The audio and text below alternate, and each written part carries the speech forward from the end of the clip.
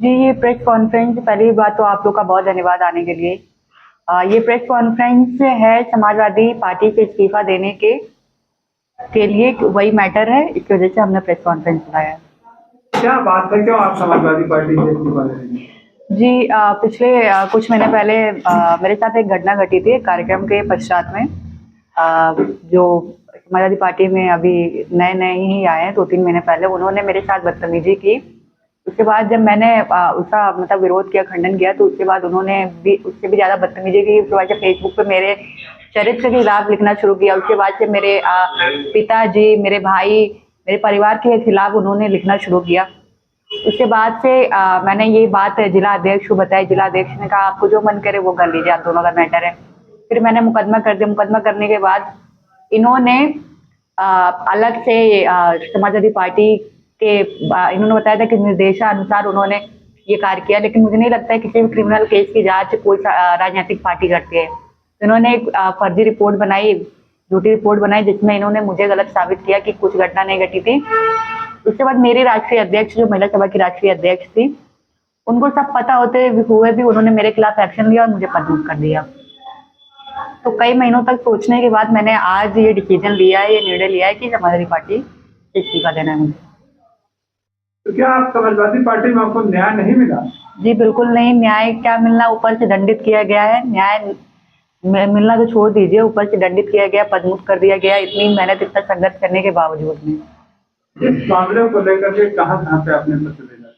जी, प्रति तो प्रदेश अध्यक्ष को भेजा था, हमने उनको मैसेज भी किया था, मेरे पिताजी ने भी उनको कॉल किया था, और जो हमारे संगठन की महिला सभा की राष्ट्रीय अध्यक्ष थी जूही सिंह जी, उनको भी मैंने मैसेज किया था, प्रति भेजा था, सारे प्रूफ भेजे थे, स्क्रीनशॉट भेजा था, रिकॉर्डिंग भेजी थी, और कई लोगों को भी मैंने भेजा था, लेकिन किसी ने भी। और इस जिले के जो कई पदाधिकारी है, नेतागण है, उन सबको भी सारी चीजें पता होते हुए वो लोग मौन रहे।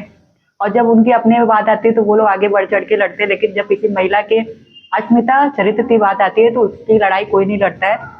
तो मेरा मानना ये है कि जो नेता अपने दल की महिला जो बड़े पोजीशन पे काम कर रही है, संघर्ष कर रही है, उसकी अस्मिता के लिए उसकी रक्षा नहीं कर सकते, उसके लिए आवाज नहीं उठा सकते, तो वो आम कार्यकर्ताओं के लिए क्या आवाज उठाएंगे, वो समाज के लिए क्या करेंगे। इसीलिए मैं इस पार्टी से इस्तीफा दे रही हूँ।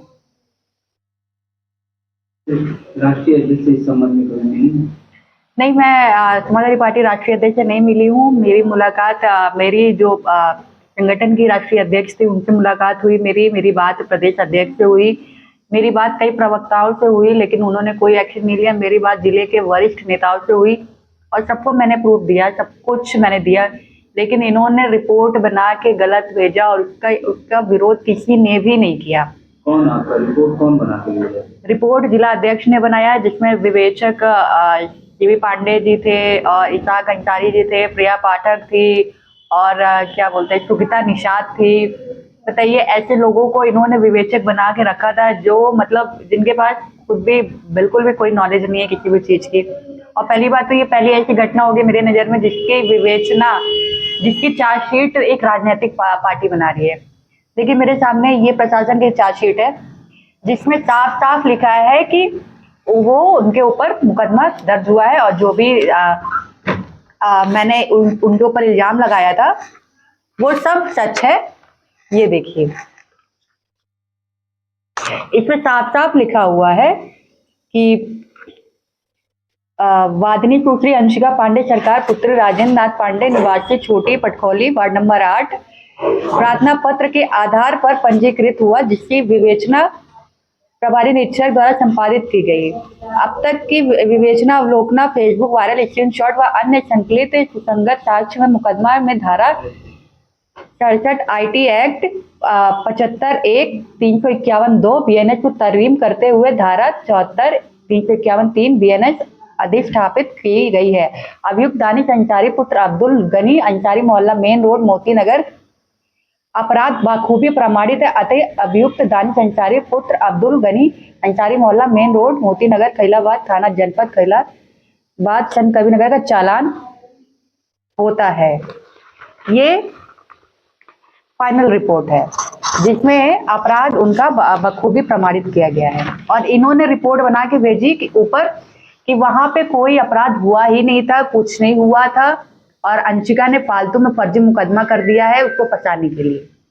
तो अब बताइए कि किस तरीके से मैंने गलत किया, ऊपर से मेरे साथ न्याय ना करके मुझे उल्टा दंडित किया गया। तो ये क्या आप समाज में आप यही एग्जाम्पल दे रहे हैं कि महिलाओं का समाजवादी पार्टी में कोई सम्मान नहीं है। खासकर पढ़ी लिखी महिला अगर काम करती है, आगे बढ़ती है, तो उसका आप पैर खींचने का काम करेंगे। यही इनका मोटिव था। ये लोग खुद नहीं चाहते थे कि मैं समाजवादी पार्टी में रहूं, इसलिए मैं अपने सैकड़ों समर्थकों के साथ में आज समाजवादी पार्टी से इस्तीफा देती हूँ। अब आगे किस पार्टी में जाएंगे? ये अभी तो तय नहीं है किस पार्टी में जाना है। आने वाले समय में आपको पता चल जाएगा।